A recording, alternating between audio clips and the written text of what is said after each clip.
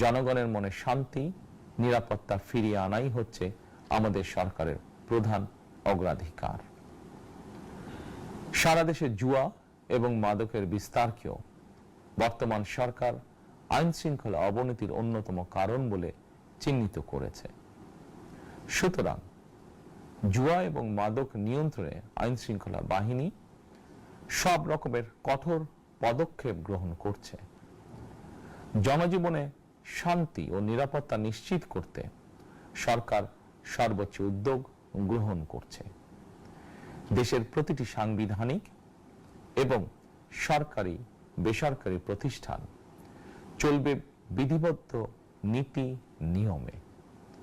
দলীয় কিংবা রাজনৈতিক প্রভাব, প্রতিপত্তি অথবা জোর জবরদস্তি নয়, আইনের শাসনই হবে রাষ্ট্র পরিচালনার শেষ কথা।